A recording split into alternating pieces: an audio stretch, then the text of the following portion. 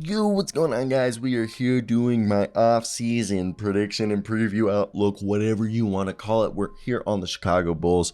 We're like 5 teams deep. If you guys want to go check out the other ones, links are in the description, or just go check out my playlist while you're there. We're on the way to 20,000. This is year 3 of doing our off-season expectations. Now, the Chicago Bulls went 40-42. The Bulls retain their first if it falls in the top 4. There's a 93% chance it conveys to Orlando. And they have a 1.7% chance at getting the number 1 pick. Nikola Vucevic is a free agent. Ayo Dosunmu is a restricted free agent. Andre Drummond has a player option. Javonte Green is an unrestricted free agent. Derek Jones has a player option. Kobe White's a restricted free agent. And Patrick Beverley, Terry Taylor are both restricted free agents.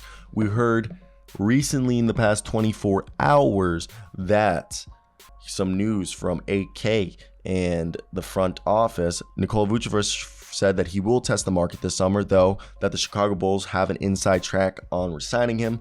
Quote, the Bulls will have priority. I'd like to stay here, but that's on the front office to decide and work with my agent.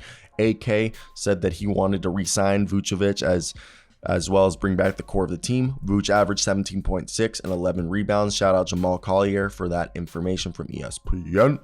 And yeah, let's move on to the next part that we're also hearing that there's no timeline on Lonzo Ball, but AK also said there's no rebuild. There's no timeline. He's confident that he can come back. Some have believed that, it's career ending, but there's belief that he's going to come back. Now, the state of the roster. Also, let me hear your thoughts down below. What do you think the Bulls need to do? Who do you think they should trade? Who do you think they should draft if they get the pick? Who should they re-sign? All that stuff. Let me hear them in the comments. I'll respond. So the state of the roster, despite losing in the play-in this year and the first round last year, Chicago's outlook is not doom and gloom.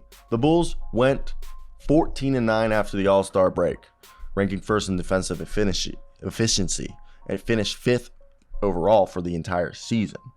After Patrick Beverley joined the team, the Bulls outscored opponents by 69 points when Beverley, Caruso, LaVine, DeRozan, and Vooch were all on the floor. With that 23-game sample size, entice the front office to keep them? Or Chicago going to trade away LaVine and DeRozan?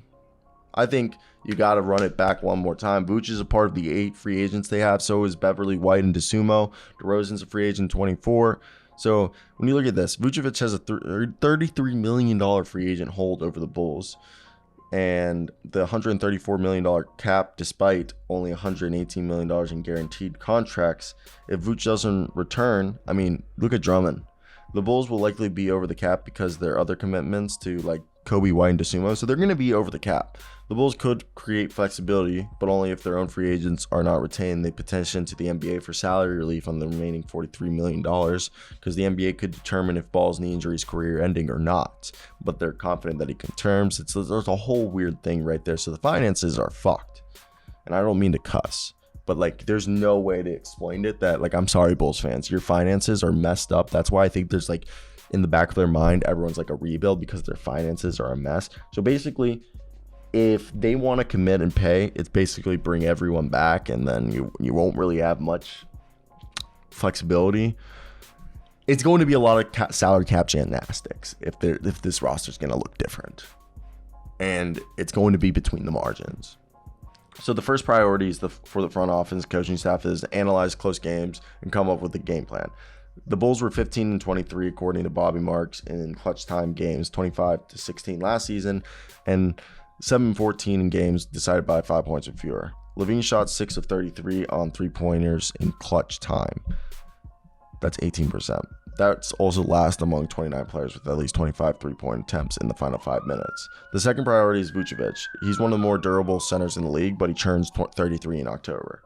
He has played 3 straight seasons of 70-plus games, including 82 this year. His 225 games played ranks him 8th among all centers. His effective field goal percentage, career high, 57.6, which was this year, and he averaged at least 10 rebounds for 5th straight season. So he's a good guy there, but if he leaves, you'd have to replace him with a mid-level exception. And Drummond has until June 29th to opt into his contract. So if the Bulls are all in on the current roster, they're going to have to re-sign DeRozan. And DeRozan averages at least 20 points per game in each of the past 10 seasons. and he's eligible to sign up to a 4-year, $179 million deal, while Patrick Williams could be re-signed to a 5-year deal. And after missing 65 games last season, he came back. Williams played all 82 this year, shot a career-high 10.2 points on 56.5% from the field for a third consecutive season, and finally breaking the double-digit point margin. Lonzo Ball and Caruso and Marko Simonovic can all get extensions. I doubt Marko Simonovic is on the team. The team needs point guard and three-point shooting. I think if a team overpays DeSumo and White, they'll definitely let him walk. But I think if they get the right deal, they'll bring both DeSumo and Kobe White back. Chicago ranked last in 3 points attempted this season, and the only team to average below 30 per game. And I think they're also going to try to use a portion of the mid-level exception to bring back Patrick Beverley. They don't have any draft assets because they sent Orlando their first this year, and they'll have to send San Antonio 2025 pick, top 10 pick in first round, and their pick is a top 8 protected in 26, 27, 28, if not conveyed any prior seasons. So the scenario that Chicago retains its first and the Bulls will send Orlando 24 top 3 protected first, and it'll turn into a second round picks in 26 and 27 if not conveyed. The Chicago would then send a 26 top 10 and a 27 top 8 or a 28 top 8 protected first to the Spurs. The Bulls have a 2024 top 14 protected first from the Blazers. The pick is lottery protected until 2028. The earliest Chicago can trade its own first is 2 years after the conditions to the Spurs have been met. The Bulls can trade the pick owed from Portland at any time. Their lone second round pick available to trade is in 2029. A lot of things in this Bulls team is not pretty, we can say the least. So I want to hear your guys' thoughts down below. What do you guys think? If you guys are on the same page as me, or if I'm just a schmuck. I don't know. I think I'm very confused. I think it's interesting. And I want to hear your guys' thoughts. What do you guys think about this? And I don't know.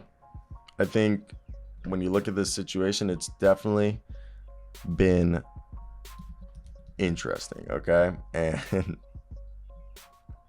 I don't know, man. Bye.